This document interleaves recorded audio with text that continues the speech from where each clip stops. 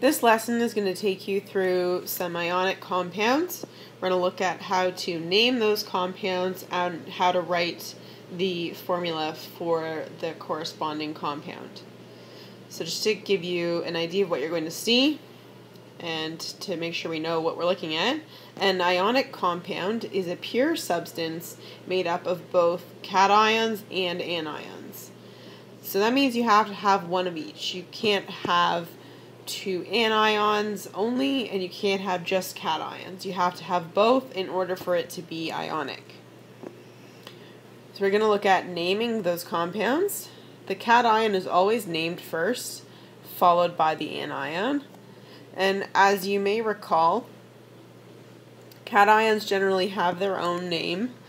So let's say lithium, right? Lithium as an atom is called lithium, and as an ion is also called lithium. But the anions have different endings.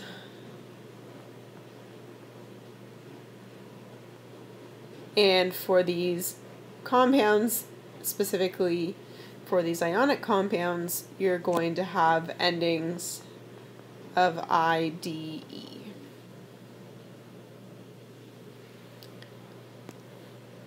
We're also going to write ionic compound formula.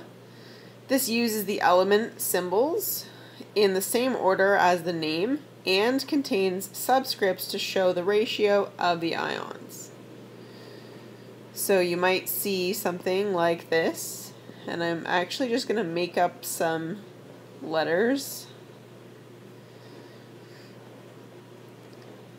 That would be what an ionic compound might look like. So you've got your anion followed by, your cation followed by your anion. Always goes in that same order. So we're going to look at naming some ionic compounds. So we're going to pick a couple of elements to choose to make a compound with. And let's go with lithium and oxygen. Okay, those are two fairly common ones. And what we have said earlier is that we use the cation first. So that would be our lithium, right? Lithium is in group 1. It's an alkali metal. And oxygen is a non-metal, so it's an anion. So we're going to use that in the second part of our name. And remember that this is going to end with IDE. So oxygen becomes oxide. So the name of that compound formed by lithium and oxygen is lithium oxide. Let's pick something else. How about magnesium, and let's go with fluorine. So our name is going to be magnesium, because that is our metal, and our non-metal, or anion in this case, is fluorine. So instead of fluorine, we get fluoride as our ending. Right? We're always going to end in the IDE every time.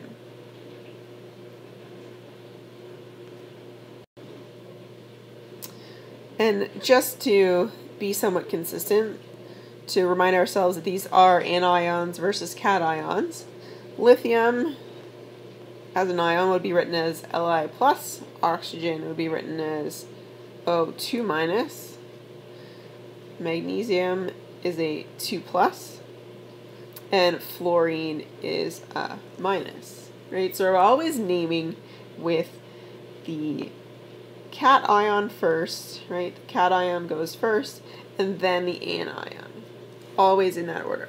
Just like you're reading the periodic table from left to right, right? The cations are on the left side of the periodic table. The anions are on the right side of the periodic table. We're going to look at one that might be a little bit more tricky now. If we consider something like iron, iron is what's called a multivalent ion, or a multivalent element. So it has two possible charges. If you look iron up on a periodic table that shows the charges, it can be 2+ or 3+. So if you're going to create a compound with this, you need to know which one you're using, which ion is in this. So we're going to create one using iron 2+, and I'm going to choose phosphorus this time.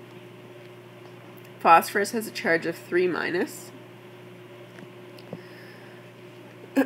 So when you have something like this, where you have the multivalent, okay, the name changes just slightly from what we've been doing, and that is you have to actually follow it with something that mentions the 2+. So we use Roman numerals, to represent that. So the first part of it is going to be iron 2. So we use brackets and the Roman numeral 2 to represent that. And it will be followed by the anion, and phosphorus becomes phosphide when you change it over. And so just in case anyone needs to know, the Roman numerals, at least the ones we're going to use, 1, 2, 3, and 4. Those are the Roman numerals you'll see. They represent 1, 2, 3, and 4. So now we're going to actually look at writing those compounds. And as we were just looking at, we're going to use one of the same ones. So lithium and oxygen, or lithium and oxide, I should say, are our two ions. And we want to write them as the actual formula that they'll form. So we know it's named lithium oxide. Now we want to write the formula. I'm going to use the Lewis dot diagrams that we've been discussing to show you how this might work. Lithium is in that first column, right? That's how it gets its 1+ charge. And oxygen gets its 2- charge because it has 6 valence electrons. 1, 2, 3, 4, 5, 6. So what lithium wants to do in order to get its plus charge, it needs to lend out its electron. So it's going to say to oxygen, here you go, you can have my extra electron. Oxygen says, thank you very much, but my problem is I'm still missing an electron because I need 2. So lithium has to bring a friend, because that friend also has the 1 extra electron, and it will also lend it to oxygen. So now we have these 3 atoms that have combined. They all are now stable. They've become ions, and that is the ratio we're going to need. We need 2 lithiums and 1 oxygen. So the compound that forms is Li2O. We're not going to put the 1 there. There's not really any need. It just wastes our ink and our time. If there's no subscript, we know that there's only one of them. There are other methods to get this that don't involve drawing. So if you don't feel the need to do that, we can also use what's called the crisscross method, where you take your charges at the top here, and we crisscross them to their opposite letters, and we just drop the actual charges. We don't write the pluses and the minus. Li2O.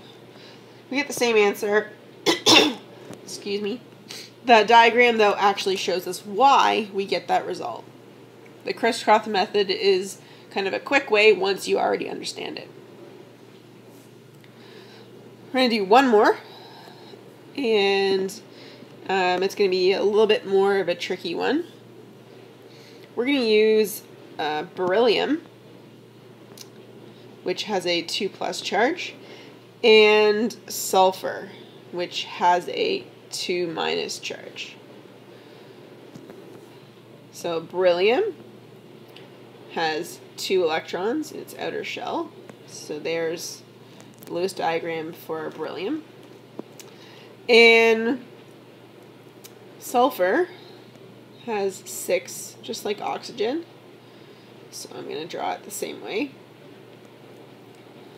And before we go ahead and start drawing, because some of you are probably thinking, oh, we can crisscross, they're both 2s, but before we even think that, beryllium says to sulfur, hey, look, you can borrow my electrons.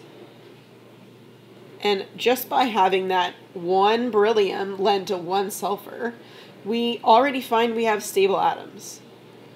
So it turns out the ratio is just 1 to 1, right? Which, if you think about it, go back to your mathematics, right? If we have a ratio of 2 to 2, that's the same thing as saying that we have a ratio of 1 to 1.